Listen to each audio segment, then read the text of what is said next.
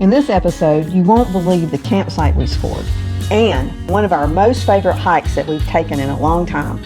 And you won't believe the bike ride we got to do, or the town of Moab that we got to see. And we found one of our most favorite restaurants I think we've ever found while we're traveling. It's a long one, so grab a snack and recline back, and let's check out camping in Moab, Utah together. And if you don't know who we are, we're Owen, Lynn, and Maggie of Van Trekking Lifestyle. And we're glad you're with us today. By the way, we have no clue where we're going to be spending the night. We have no reservations in hand. We're just hoping we can score a dispersed campsite that hopefully has a beautiful view too. But at this point, we'd probably settle for anything. Arrive at Goose Island Campground. Arrived. Right here, stay. Let Mommy help Daddy look for a place. And this one's called Drinks Canyon.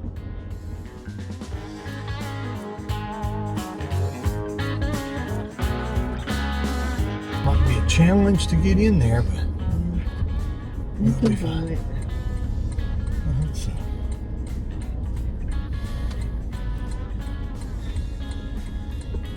Okay, I'm going down in there.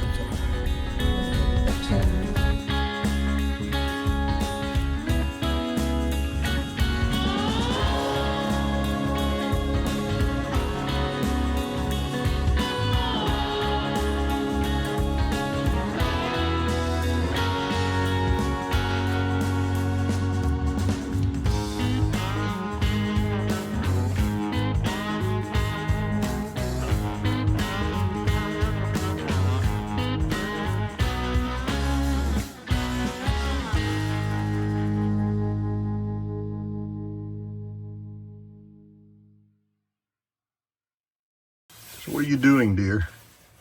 Packing up the blankets while we're stuffing them back in their bags. We have come to warmer weather.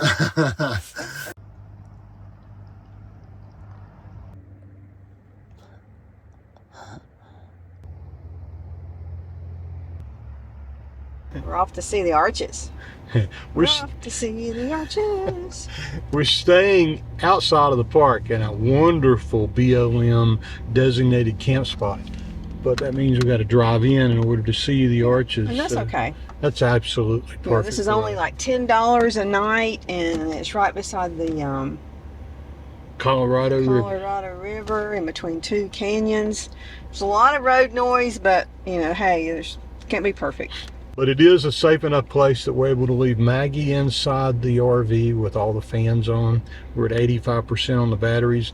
We have figured out the only thing we're really wrestling with is water. We have 23 gallons of fresh water. We're used to having 50 with the Echo. So we got to get used to that. We're making some changes to that today too to make that a little bit more efficient. We have a timed entry at 12 o'clock, so we're getting a late start. Scoot on out of here. So we're going to definitely go earlier tomorrow so we can do more hiking. We might do a driving tour today and maybe a small hike, and then tomorrow do a bigger hike. Quick little detour to get rid of our trash and garbage, and we found this little county park here.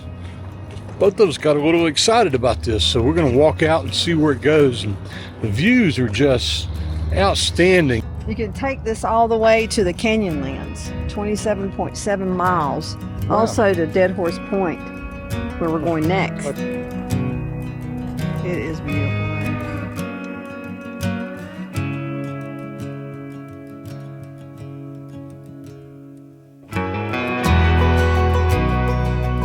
We left Lions Park and headed over to Arches National Park for a day of hiking and exploring.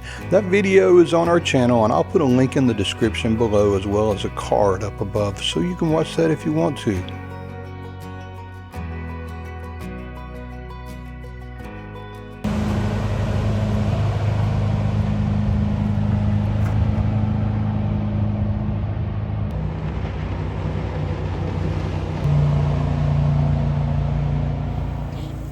Tonight on the Blackstone griddle, we're making teriyaki chicken rice bowls. Vegetables are frozen. The chicken was thawed out I moved the chicken back to cover up the grease trap hole there. That way I won't lose any vegetables. The chicken won't fall through there. So I think that's pretty ingenious. Brown rice is going and veggies are going and the chicken is browning. This is one of those meals that's going to come together pretty quickly while this meal's cooking. Let me tell you about the best and the worst campsite we've ever had. Look at the view. You'd think this would be the best campsite we've ever had. And as far as location and being close to town and being $10 a night, what more can you ask for? You're right beside of the Colorado River. But man, this road noise, we're right, you can see the sign, that's the road noise. People go by 60 miles an hour and it's a lot of noise. We're right here at the sign-in, which was the only site we could get. And everyone comes in here, double checks to see if something's open, walks around, comes back and spins out of here to go to the next place. So we have Dishy out here and man, he's got a great northern sky. Maggie's found her some shade. This is our site. It is so beautiful. But the other thing we're fighting is we can't use the air conditioner because we're dispersed camping. I guess we could for an hour or two, but we just are not going to. And it's in the 90s. We've been used to having to layer up and wear gloves and walk around with toques on our heads, you know, toboggans as we would call them. And this hot weather, I don't know, it's really wearing and gritting at both of us, but we'll make it. Somebody's got to do this. It's not in the 90s, he's exaggerating. It's in the 80s, but I feel like it feels warmer to us because we've been in the cold for so long. But we are trying to find some shade. There's another car. Yep. He's a grubby old man tonight. I am. I'm sorry, sweetheart. That's all right. Here comes another one checking in, trying to find a spot. That's what you do. So I'm going to take the chicken in and cut it into bite-sized pieces. Awesome. And I'm going to clean up my griddle a little bit and get ready to put the entire thing back together. Chicken back on.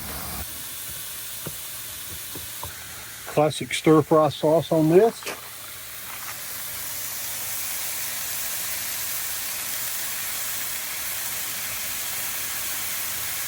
And this will burn pretty quickly, so I need to keep it moving now. I know it smells good, doesn't it, Maggie?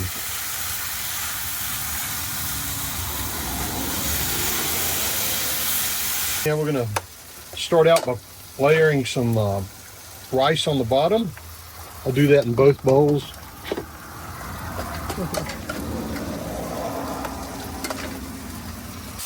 Enjoy your dinner. Thank you, buddy. You. Enjoy your campsite. Thanks very much.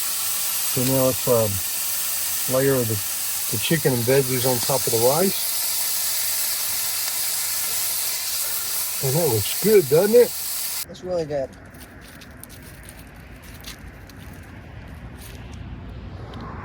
Sauce is good. Veggies are good. It's a different way of doing it. Get a bite of chicken here. Mmm.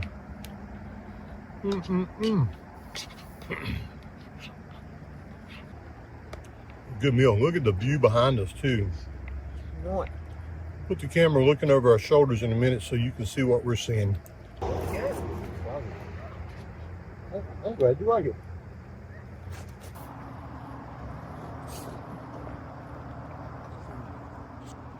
Well, everything's cleaned up. That was an awesome meal. It was Lynn's idea, and it was a great compilation of everything we had. You know, we told you before, we carry a lot of things in this freezer in the truck that we purchased at Costco, and we put it together into meals that we both like. Before I close this out tonight, I want to talk to you a little bit about something that happens all the time. I've lost count of the number of times we've been out and we've met you guys, especially while we're out traveling. And the wife will say, I wish my husband could cook like this. Well, to tell you the truth, I'm not that great of a cook. I know what I can cook and I know what I can't cook, and I'm getting better and better and better. But my point is this. When I first got married, my grandfather told me some really good advice, and I'll tell you the same thing from the other side of the equation. He said, if your wife can't cook biscuits when you first get married, you still need to eat them like they're the best biscuits you've ever had. Because if you complain, like I did when I was your age, you won't get any more biscuits and you'll have to learn to cook biscuits yourself. Now, he could really cook biscuits. And that tells me that he complained about that. Here's what happens with Lynn and I. I know 10 years ago, 15 years ago, 20 years ago, when I would cook something, I would over-season it. I would cook it too hot on the griddle and I would burn things, or I would put things on the plate that weren't tested for temperature. I would do all those things. And she never complained. She never said anything other than, sweetie, that's really, really good. She still just says that, so I never know if she means it or not, but I think I know what I'm doing these days. My point is this: if you want your husband or your spouse to cook on the griddle and they're not great at it, for a while at least, you have to pretend like they are. Eventually, they'll get good at it too. So now that dinner's over, we're gonna go do something for Maggie. That park we went to today, that park's gonna be a really good place for her to go walk. She's gonna love the grass, and she'll love getting to hang out the window on the way down the canyon. So I think instead of just sitting and relaxing, we're gonna take her. You happy? Anything Nothing today. Nothing fun at all. We had to leave her in a hot RV. Whew. Okay, let's go have fun with her. It lays beside me when I sleep. And he's a good friend, never judges, the kind of friend you like to keep.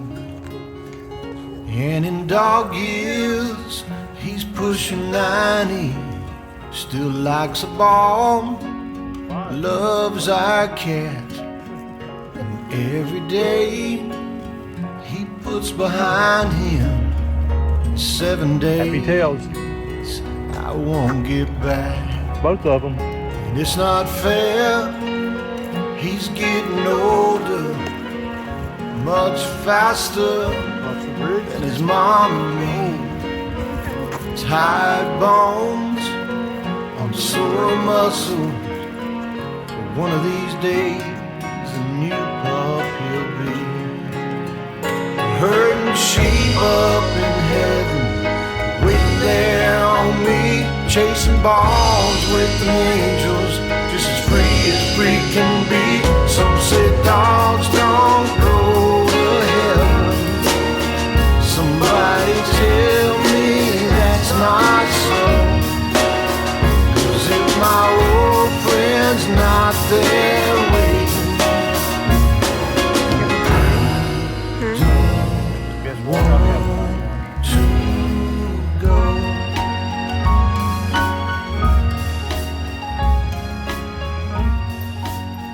What you doing? Getting you. Why? Can you see me? Yeah, I can see you well. What you doing? Waiting for the stars, all the stars to come out, so we can do some stargazing in these stargazing chairs. That's right, I hadn't thought about that. Yeah, so we can lay back and look at the stars. I see a plane. Oh, wow. So remember, we got the little night sky thing on our phone? Yeah, And we can tell what everything is. yeah. That's really cool. Yeah. You tell what you're looking at.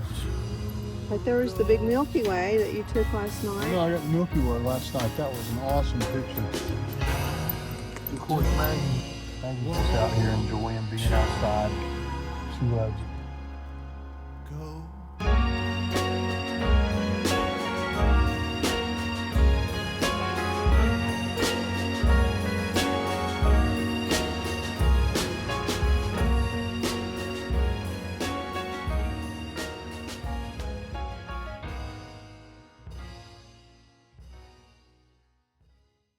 So the back of the truck is full of a lot of things we haven't used on this trip. So I'm going to show you what those things are right now as we take two of the things out that we finally are going to use. Here, this is our toolbox. We have used it several times. Yeah, we've used this a bunch. These are all our cooking supplies. I've used a little chair one time. Not going to use it anymore. In here, this is the Ignic fire can. It's the ammo can fire pit that we have. Mixed feelings about it. I don't think we'll bring it next time. This is the Ignic propane growler. And since we're not going to take that, I don't know if we would take this. But we've used it several times to cook on the Blackstone. So I kind of think it's a good thing to bring. It's an electrical cord. I'll probably end up putting this in the back of the truck. Propane hoses, yeah, we use those. This is a collapsible bucket. We've used the crap out of this thing. It's a good thing to have. That's the Blackstone. We've used it, but we had a company called Ogre that wanted to sponsor us, and they actually sent us a fold-out dual burner propane cooktop. Many times I wish we'd brought that, because I don't know, if we had just a pan and something to cook something in a pot and it took up less space, I think the next trip that might be what goes with us. Another little chair that we don't use. A collapsible big table. But on this trip we've kind of just set up for 2 or 3 nights at a place, and then we've moved on. Kind of wish we hadn't brought it. We brought this stool, and it goes with another thing we haven't really used that much, because we used the stool to put the awning on the RV. We haven't used the awning one time. Probably shouldn't have brought this. You've seen us use this a bunch before. This is our 4-sided clam room. Haven't used it one single time. Maybe because it hasn't been buggy.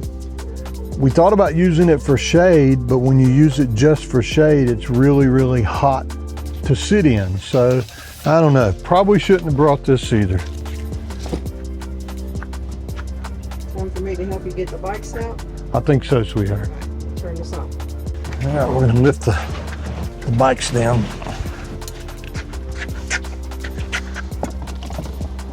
Okay. So, Put it over here. I guess so.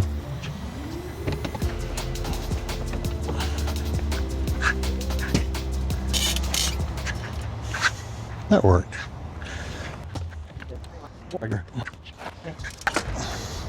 Yeah, see, we did that really well there.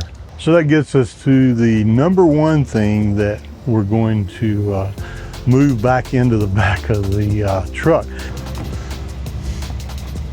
It's this, the Jackery, and it's this freezer refrigerator. I'm gonna put it in the back here, and we're gonna put the Jackery back there. Like everything we do, we look at this and go, we could probably do better. Here's what it looks like now. It's a lot cleaner. It's a lot easier to get in and out of the back seat of the truck, and it's a lot easier to get the storage underneath there.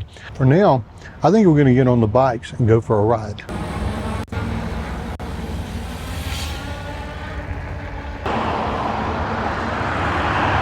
So we're about 2.5 miles, almost 3 miles to go to get to the restaurant we've chosen to go to. Who's in her Toto basket, huh?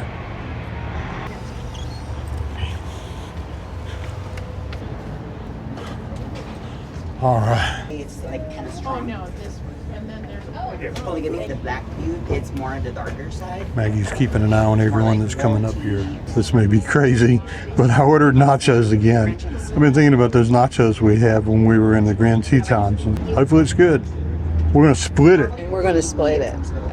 That's what we did last time, and it was good, so we'll see. We might get dessert. We may, you'll order something else after this is eaten. Small bite. Here's the absolute perfect last bite here. Oh no, it's a big bite. I'm gonna have to cut it down. That's even better, making 2 last bite, perfect bites. Not my last bite. The next to last bite.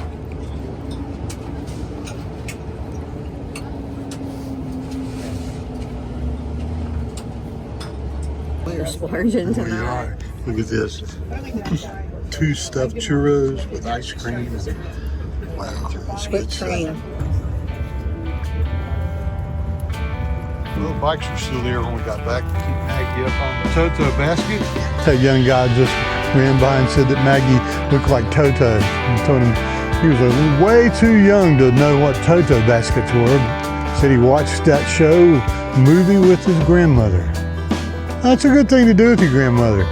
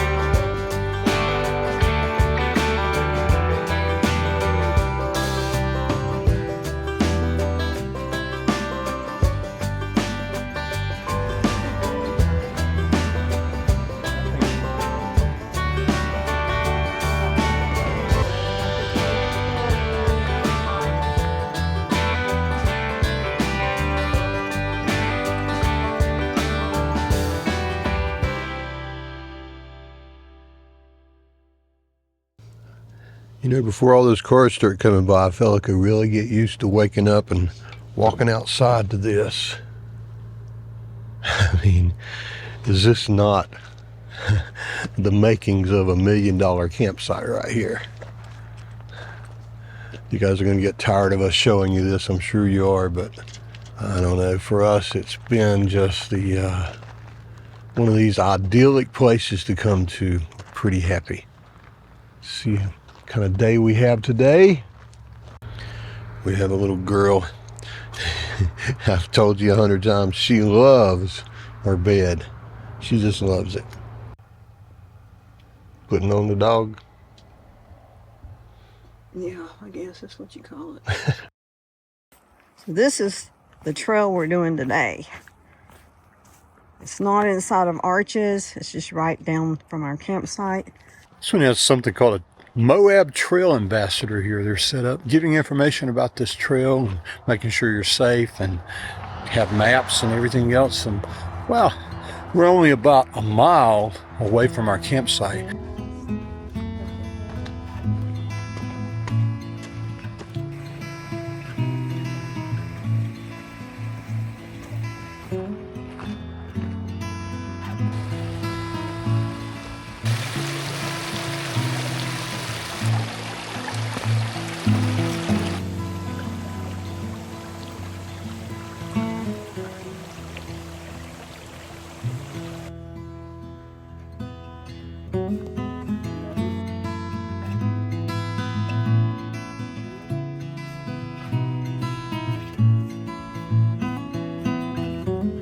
A little bit of a creek crossing here.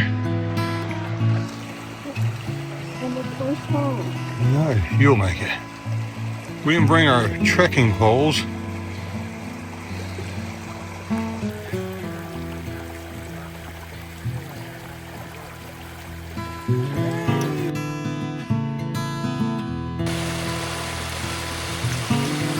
My waterproof shoes are going to be good.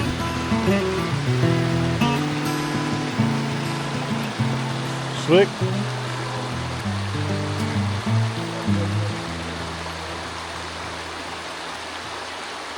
Okay, I have waterproof shoes, so let's see how waterproof they are.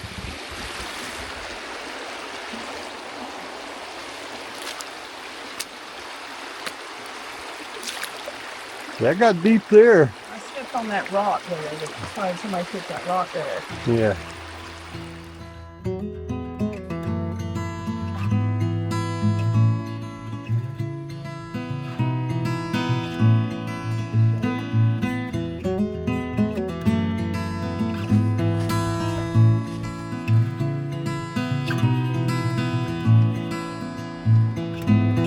See my ugly socks. Got these at Shenandoah. Oh crap, this looks like this might be a swim for it moment up here. Nah, we can get across. Okay, it says the trail keeps on going straight. I don't know. What do you think? Do we stay left or we stay right? Some people have gone over there. Okay, there is a trail marker up here. I think you can go across here and go up. Right, but this is the trail here. See the trail marker on the side here? It is. There it is. All right. I'm gonna put this down because I do not, well, I won't. It'll be interesting if I fall in. See? Trail.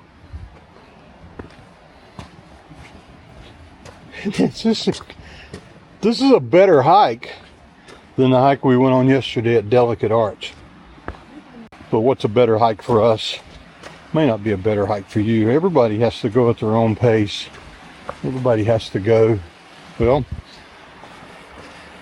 you learn quickly. You hike, you should at least hike at the speed of the least capable hiker.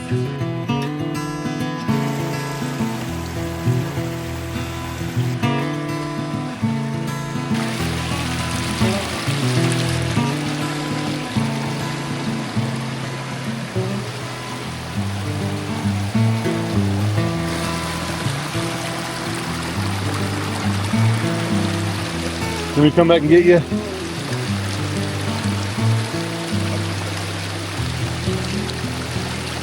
Only one bad thing that can happen.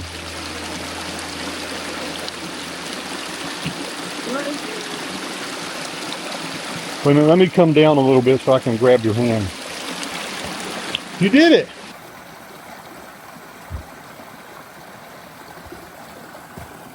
It's not an old people's hike for sure, but It's fun though. I it's like a lot the of fun. Yeah. But if you have any balance issues, hiking poles. hiking poles, trekking poles, we have them too. We should have brought them. Yeah.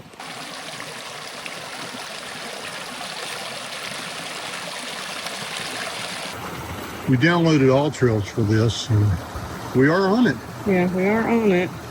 Let's see. Over here, Right up here's where we're going. got just a little bit left to go up through there. Okay, just making sure. Because And I think eventually we're going to make it to an arch that we had to hike really far in to see. This is awesome, man. This is the best hiking trail we've been on. And why do you like it so much? it's just because it's kind of like an adventure of its own. It's not like your basic. You're not strolling. Yeah, you're not strolling through the woods. You're not taking a walk through the woods. You're You can actually put that in the taking- backpack if you want to. I'll just hide in at least. Got Neil. Alrighty, you go first for a while again. Like, see right here, we're having to scramble over some boulders and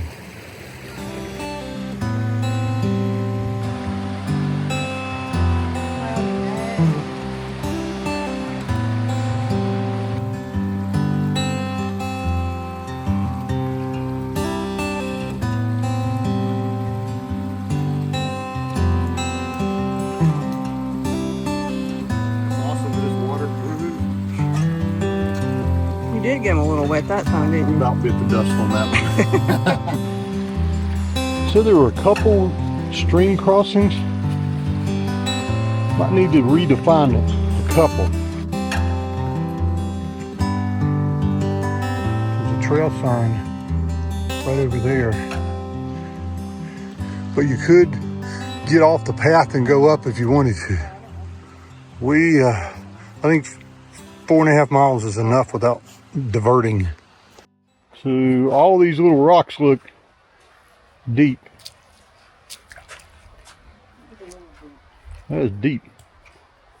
That's what Eddie Murphy said.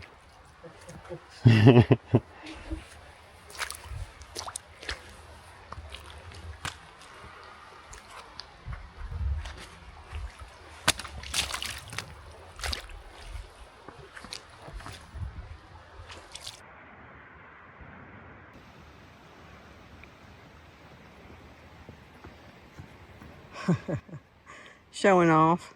I'm not. As we were doing this, it made me think about my friend Chris Schlunks, who we haven't seen any of his videos in a long time. We really miss you a lot, buddy. We know what it's like though to have to say, yeah, forget YouTube, but we do miss you. He's always doing this and looking around and overachieving when he's on the trail. And, Hopping and jumping and over things, and yeah. let's venture forward. Yep. We've actually caught up to the crowd. 4 people on this trail.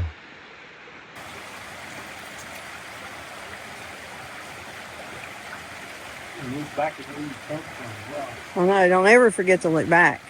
It's pretty cool. But it's pretty cool where we're going too. I guess this is the rock scrambling part.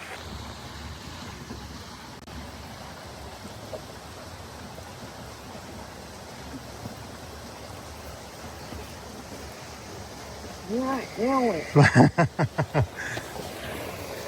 Looks like most of the foot traffic goes that way. Okay. All right. Maybe that rock and then down over.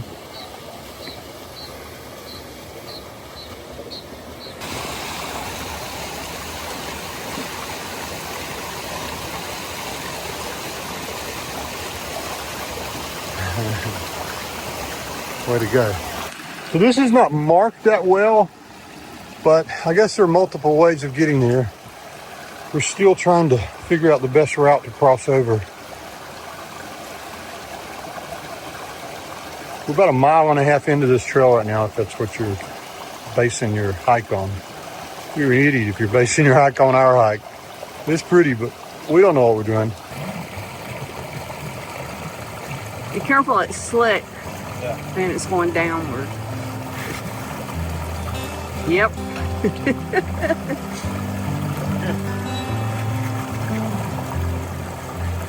kind of muddy.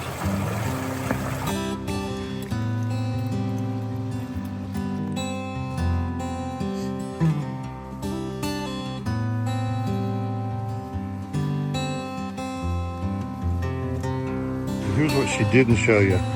Here's the part under all the cliffs. Look at the water up through there. But yeah, the trail turns into a little bit of a jungle here. So we have about 1/2 mile to go on this out and back trail. It's now 11 o'clock. Temperature 75 degrees, which in Moab temperatures with the sun here is starting to get a little warm. Still a great hike. Still just a wonderful hike.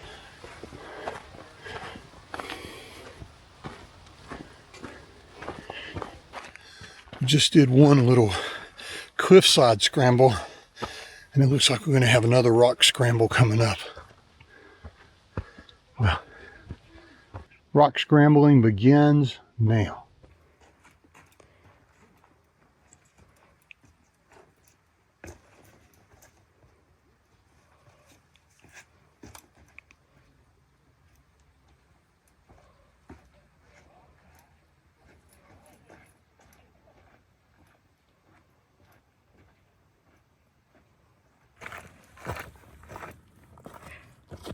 Last push.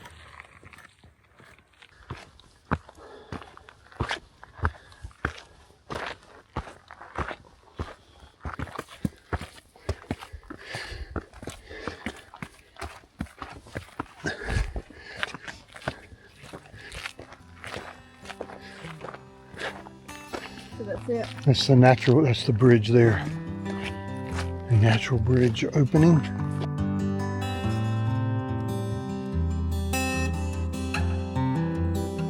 So you can see what we're going to see from here, but there's still another 1/3 of a mile or so to go to get to the real viewpoints.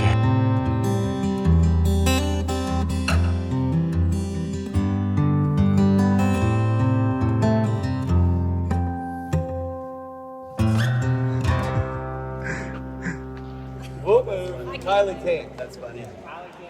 But everybody else.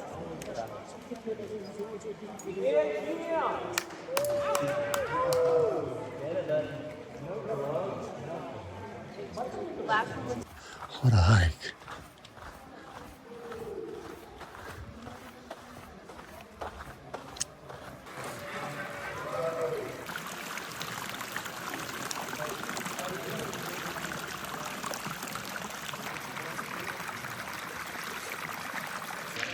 Wow. I'm awestruck. So this is Wes. What you're from? My last name's Calkins, Calkins. I live in Louisville, North Carolina, and I own and operate the Appalachian Climbing School. We're a rock climbing guide service that works all over the Southeast, primarily in Western North Carolina. Awesome, Wes. Yep. Cool. Thanks, And you led these guys here? Is this your? Yep. So I come out here every year with an organization called the Phoenix, and we're a sober, active community. The only requirement is 48-hour sobriety, and we do really cool things like coming down this canyon here. That's cool. We rappelled down. That's cool. It was awesome. We We'll got get in pictures touch. of that. We'll get in touch with you when we get back, and Yeah. it's good to see you. So much. Very nice to be here. Climb the walls. Yeah, that's it. Yeah. It's a small world. It is And a small that's the world. easiest thing you guys have done, isn't it? See you later, guys. We're proud of each of you. It's awesome. Payoff. Best. Yes, it was an awesome payoff. But you know, meeting those guys back there and what they represent is probably a bigger payoff. It is. The Phoenix Group is what they're called? Yep. Well, they have chapters all over the United States, and we'll do our best to research that and put a link to their organization so that if you're struggling with any kind of addiction, then You should look them up. you should look them up, because it seems like a cool way to meet like-minded people that are on that same journey. Man, what an adventure they're on right now. I am blown away. The view from there, man, that payoff, Lynn said it, it is, it's awesome.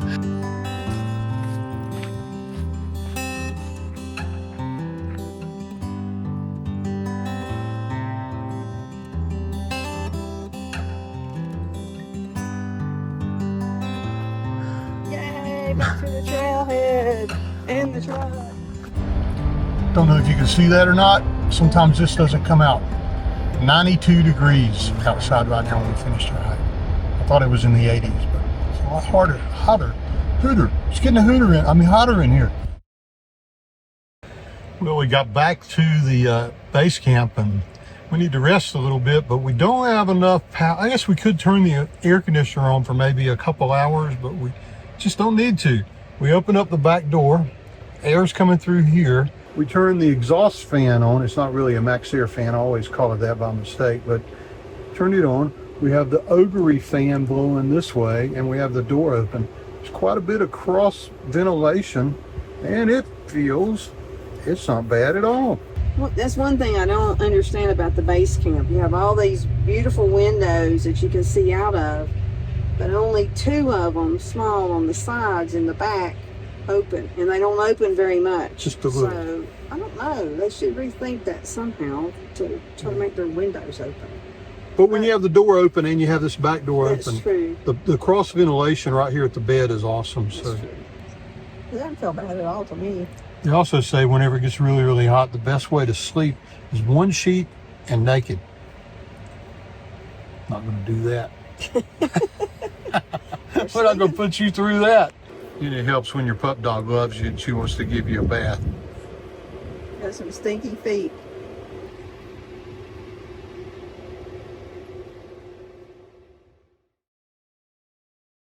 We're getting ready to pack up and leave. We've been here for 4 nights, and it's been a pretty good place to stay. The view is outstanding. The road noise, maybe not so much, but we worry about how the Basecamp XE is going to do in a boondocking situation, dry camping situation like this. Right now we're sitting at 54%. We're adding in about 40 to 50 watts of power to the battery right now, which means we're adding more than we're consuming. And that's kind of been the way it's worked the entire time we've been here. This thing, as long as we watch what we do, it's set up for boondocking. The other thing you have to worry about is fresh water. We have 42% left on our fresh water, and we'll have to grab some water pretty soon. Gray water is at 8, and the black water is at 29. I don't know where the other 38%, we can't figure that out. I guess we're peeing and pooping in other bathrooms or something. But anyway, it's really worked out to be a wonderful camper to have in a boondocking situation. It may sound strange, but it's the best setup that Lynn and I have ever had to dry camp. Thank you guys for watching this episode. We'll see you next week. Thanks for watching this episode. We hope you'll come back next week. Thank you guys for watching this episode. Come back next week. Maybe I'll get another toy.